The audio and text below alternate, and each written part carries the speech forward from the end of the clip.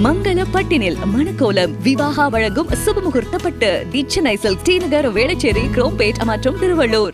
ஜனவரி 24ஆம் தேதி முதல் ஆம்னி பேருந்துகள் கிளாம்பாக்கத்தில் இருந்துதான் இயங்க வேண்டும் என உத்தரவிடப்பட்டுள்ள நிலையில் கிளாம்பாக்கத்தில் உரிய ஏற்பாடுகள் செய்யும் வரை கோயம்பேட்டில் இருந்தே இயங்க அனுமதிக்க வேண்டும் என ஆம்னி பேருந்து உரிமையாளர்கள் சங்கத்தினர் கோரிக்கை விடுத்துள்ளனர். கூடுதல் விவரங்களை செய்தியாளர் ஜெபர்சன் வழங்க கேட்கலாம். ஜெபர்சன் வணக்கம், முழு விவரங்கள் என்ன?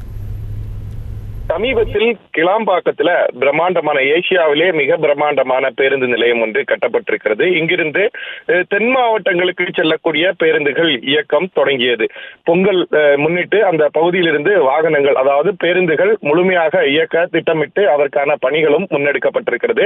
அங்கிருந்து சிட்டிக்கு உள்ளே வருவதற்காக ஷட்டில் பேருந்துகளும் அதிக அளவில் இயக்கப்படும் என்று ஏற்கனவே அமைச்சர் தெரிவித்திருந்தார். இந்த நிலையில்தான் தமிழக அரசு ஒரு உத்தரவு ஒன்றை தற்போது பிறப்பித்திருக்கிறது. அந்த உத்தரவில் வரும் ஜனவரி 24ஆம் தேதியிலிருந்து முழுமையான ஆமினி பேருந்துகளும் அங்கே இருந்துதான் இயக்கப்பட வேண்டும்.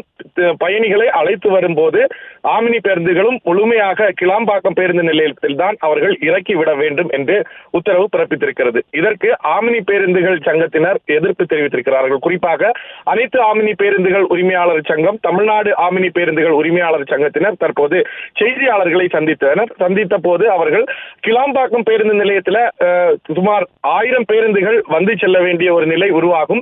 ஆமினி பேருந்துகள் 1000 பேருந்துகள் வந்து செல்வதற்கான எந்த ஏற்பாடும் அங்கு செய்யப்படவில்லை.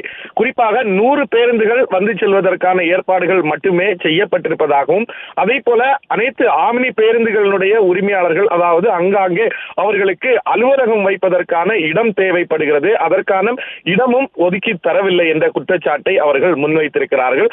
அதே போல அவர்கள் ஏற்றி வரக்கூடிய பயணிகள் அங்கிருந்து மீண்டும் இங்கே நகரத்திற்கு உள்ளே வரும்போது மிகவும் சிரமத்துக்குள்ளாவதாகவும், அங்கிருந்து சுமார் 2000 ரூபாய் வரைக்கும் அதிக அளவில் செலவு செய்துதான் இங்கு உள்ளே வர வேண்டிய ஓலோ, ஊபர் உள்ளிட்ட நிறுவனங்களை பயன்படுத்தி தான் அவர்கள் வர வேண்டும் என்ற கோரிக்கையும் அவர்கள் தற்போது தெரிவித்திருக்கிறார்கள்.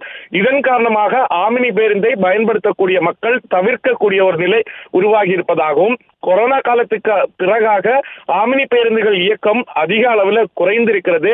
தற்போது பண்டிகை காலங்களில் மட்டும் 1000ற்கு அதிகமான பேருந்துகள் இயக்கும் நிலை உருவாகி இருப்பதாகவும் அவர்கள் தெரிவித்திருக்கிறார்கள். ஆகவே அனைத்து தேவைகளையும் கிளாம்பாக்கம் பேருந்து நிலையத்தில் செய்து முடித்த பின்னர் எங்களை அங்கிருந்து இயக்க சொன்னால் நாங்கள் இயக்குவதற்கு தயாராக இருக்கிறோம்.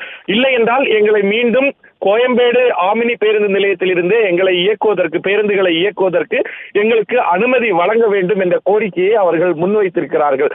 தொடர்ந்து அரசு அவ்வாறு கோரிக்கையை முன்வைத்திருந்தால் தொடர்ந்து அரசிடம் நாங்கள் தொடர்ந்து பேச்சுவார்த்தை நடத்துவதற்கும், அதிகாரிகளுக்கு நாங்கள் எங்களுடைய இந்த தகவலை சென்று சேருவதற்காகத்தான் இந்த செய்தியாளர் சந்திப்பை நடத்தி இருக்கிறோம் என்று தெரிவித்திருக்கிறார்கள். கிளாம்பாக்கம் பேருந்து நிலையத்தில் இருந்து இயக்குவதற்கு ஒருபோதும் நாங்கள் தடையாக இருப்பதில்லை. இது போன்றுதான் கோயம்பேடு பேருந்து நிலையம் தொடங்கப்பட்ட காலத்திலிருந்து படிப்படியாகத்தான் கோயம்பேடு பேருந்து நிலையத்திலிருந்து இது போன்று ஆமினி பேருந்துகளை நாங்கள் இயக்கி வந்தோம். அதே போல படிப்படியாக கிளாம்பாக்கத்தில் ஒவ்வொரு அடிப்படை வசதிகள் ஒன்றொன்று முடிவு செய்து முழுமையாக முடிவடைந்த பின்னர் நாங்களும் இது போன்று பயணிகளை அங்கிருந்தே ஏற்றி சென்று அங்கிருந்து இறக்குவதற்கு வசதியாக இருக்கும் என்று அவர்கள் கோரிக்கையை முன்வைத்திருக்கிறார்கள். செய்திகளை உடனுக்குடனும் துல்லியமாகவும் தெரிந்து கொள்ள சப்ஸ்கிரைப் பண்ணுங்க.